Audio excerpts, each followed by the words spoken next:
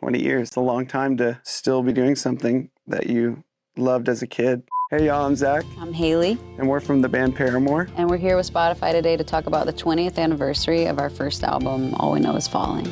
I remember meeting you at school, and we just connected on loving music. And I had some friends, we were just a little garage band. I invited Haley over. Some of the guys were apprehensive. I mean, when we were young, it's like, Who's this girl, I'm like, it's Haley Williams, y'all. You're welcome.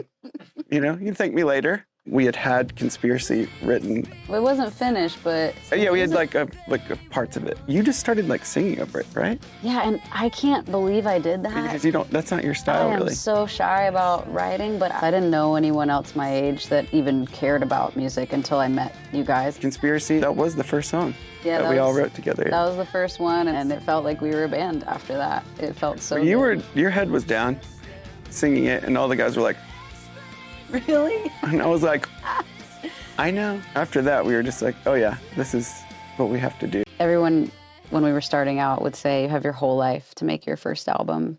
I just remember not caring at all. I just remember thinking we're doing something that nobody gets the chance to do.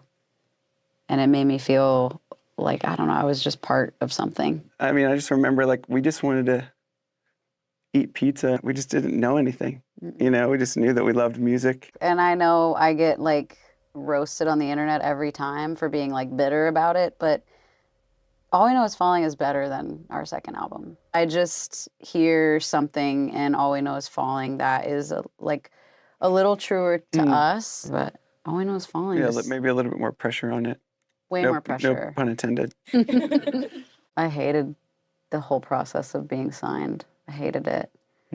Because what we had, when we met and started playing together was so, again, it's I know I've used this word a lot, but there was such a purity to it. Any new artist is probably a bit shocked to find out it's like a vortex you get pulled into. We cared about the culture of what we were a part of. And you hate to learn about capitalism at 15 years old, but it's that's what it is. It was overwhelming, and I think it wasn't until the label deal ended only 2 years ago that I fully absorbed and metabolized the grief of all of that. How do kids navigate an adult world like that? I wouldn't say it was a positive experience. Fueled by Ramen, I would say John Janik really redeemed that. It's a very intricate situation to promote someone's art. It's really a delicate balance, and you really have to be around a good team. I look back and I think how thankful I am for a good management team we had around us the whole time, because we would have been toasted without them, totally. God. Releasing my first solo record, I think the similarities of just striking while the iron's hot was the approach, and I definitely took that from our earlier records, how we'd just go in, capture a moment, and that's what it was. I couldn't believe that I was writing with people my age from school. It just felt, again, this sense of belonging and, finding your place. We were so young. it was Goonies mentality, us against the world kind of vibes. It's fascinating how driven we were at such a young age, too. From day one, we were let's go. We were children, so there's adults that I know that aren't as driven as we were at 13, 14, 15. Making the album was such a fast, it happened so quick. We went down to Orlando. I thought it was really cool. We were going somewhere. I was like, oh, we're a real band. We're going to go somewhere and record. Orlando was kind of a twisted place to go, but we went. We all were no, we know. We're really opinionated, and we're we know we love these guitar tones, this bass tone, these drum sounds. We really were we love these records. How do we make a record like that? We kind of knew what we wanted. We were fans of so much of the same music. A lot of the reason, because Zach was giving me mixed CDs all the time. I was really in love with this band Thursday, Deftones. I just remember hearing the music for Conspiracy for the first time and being this is Understanding in a Car Crash by Thursday meets I don't know, from Deftones. We went and did the drums in 2 days for the whole record. I was told that I played too loud in the studio. So I actually didn't like being in the studio. I was afraid that I was going to mess up the mics or something. I don't know. Just when I was like 12, I recorded on something and somebody was like, "You're playing too loud." And I was you like, beat the shit out of a drum. I can play as loud as I want live. So that's why I loved playing live. Then we went in and it was like, all my drums were done. I was like, what am I supposed to do now for like the next 2 weeks or months or, you know? You're probably so bored. But it was fun hanging out. We changed so much, even just over the course of making the record. I think we were discovering a lot more what I think at the time would be called like metalcore, you know, and it definitely had like a very last minute influence on what we were doing. We went from like Marshall stacks to Bogners and Mesas, you know, to run the guitars through, and Zach got the double kick pedal. I felt like I was learning a different way of singing that came from writing. And I was mostly a fan of, at the time, these like hardcore singers. And I thought, well, that's like what we're into. And this is kind of the world that we, I don't know, in some way want to be a part of. So I wasn't yelling, but I think that making that record is the first time I heard myself sound like that. Mike Green, who was producing us, was like, "Why are you doing that thing with your voice?" And I was like, "What do you mean?" I think I was cutting off a lot of my words to make them feel more stabby, but what would happen in my actual throat would make this weird vibrato thing at the end and made me really insecure for a little bit, but I couldn't stop it. So I don't know how many people that grew up listening to our music notice that, if they care. But I was like, this is my first time making an album, and I'm discovering this thing about my voice that I don't know if I can change. The crazy thing is it's tension in your voice. And I think the tension in our music is such an important quality. 20 years is so crazy. It's so long. It's like, we weren't even 20 when we made that record. I know, you were 14 when we recorded it. I'm going to tell an embarrassing story now that I don't think I've ever told you even. I'm so sorry for what. We're all ears. Is the floor mine? It's yours, yeah. Okay, could not write to Never Let This Go. I was at the apartment.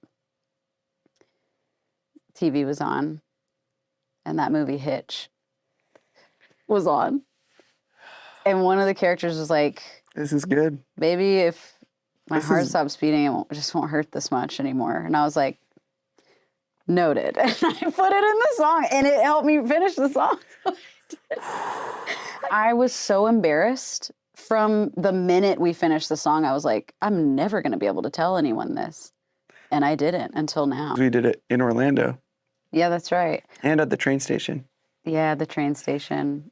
Yeah. Really cool first album photo shoot. Wasn't the red couch just found in one of the lots that we were shooting in? Like by a dumpster or something. Yeah. I think we moved it, but we found it. One person's kids, trash is another's treasure. Another person's album cover.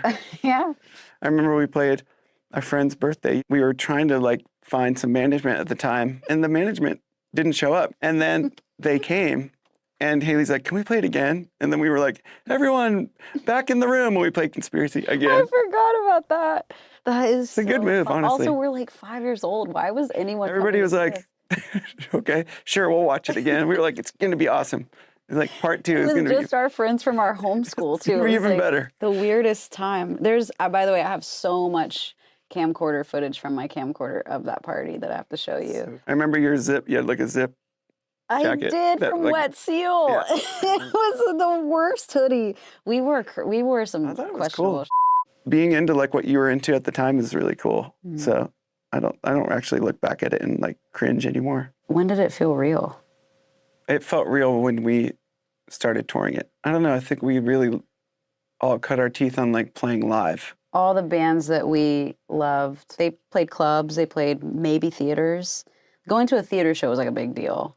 To be able to take off in a van and play those same type places. I know what you mean. We were like handing out flyers at Warped Tour for people to come watch us play those songs. I would look side stage and like bands that we loved would be watching. Killswitch Engage would be watching us, or Under Oath. Gerard Way was watching us the first year on Warped Tour. That felt validating. As a 16-year-old girl, I had something to prove to these people that I think were very cautiously accepting of us.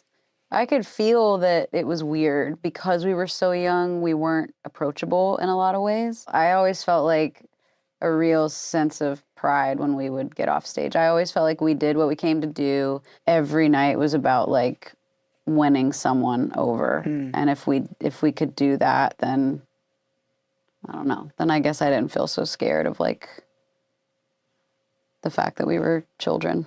I still think I connect to Franklin. We grew up there. We grew up there, and we loved it because it was so quaint and small. I definitely remember being emotional writing that song because I think there was like a knowing our lives were going to change somehow, and we weren't sure how, but we were like, we want to do Weird this. that you knew that, though. You always knew that.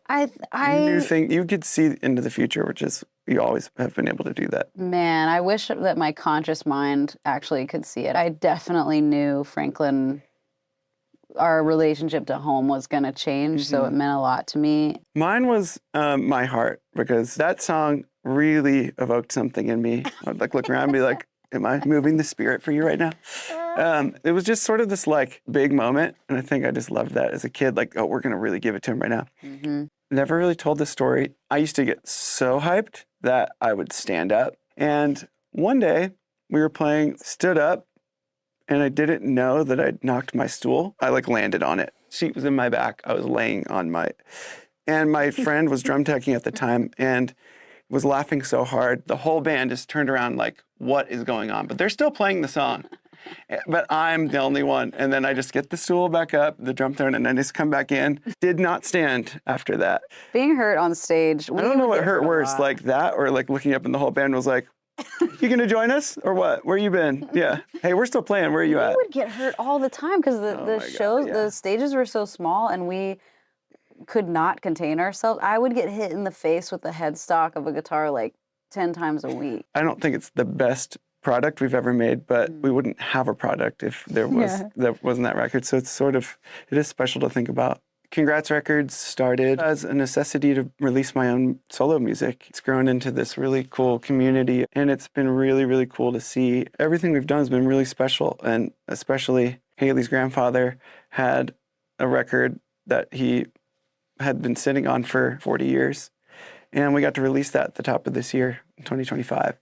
And to see that full circle, his wife, Haley's grandmother, went with us to Florida. And like, she was trying to get the Walgreens black hair dye out of my hair in the sink when we were like doing All We Know Is Falling. And then we're sitting in my studio listening to her husband's music that she was a part of. Like, it's a magical thing. It's really cool to facilitate a community and a culture that just supports great art. I loved how in All We Know Is Falling, we hunkered down and made a record in like a condensed amount of time. That was like, we caught the spirit of that record. And I called Matt Chansey and Josh Gilligan. The first 2 weeks of January, we're going to go and record Operator front to back. And I thought it might feel sort of similar to my Half Noise moniker that I normally go under, but we just played the first album release show on Friday night, and it felt vastly different to me.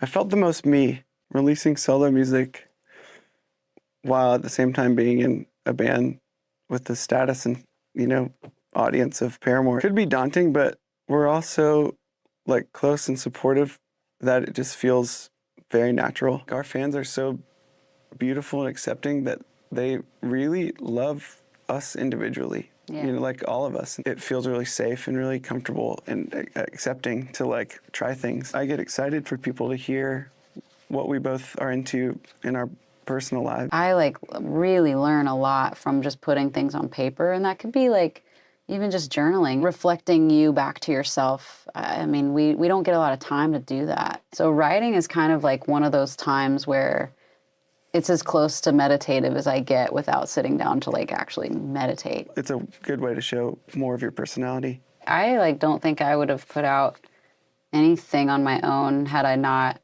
seen Zach make Half Noise Records. Just watching him move through it in such a natural way made me feel like, oh, it's really not, it doesn't have to be that big of a deal. It made me feel like, oh yeah, I guess if I need another outlet, like it's there. It does feel strange though that we have the luxury to do that. We were so young that I wish I could go back and give myself a little bit more confidence to believe in myself because I was so timid. Man, I don't know. I might ask her for advice, how to move through certain things without thinking too much. I think that those kids were really brave and really smart, and we knew what we wanted and we went for it. I find it hard to do that sometimes as an adult. I love that we just didn't have the time or the life experience to think about it. We just jumped. You should stream All We Know Is Falling on its 20th anniversary on Spotify. We got it right.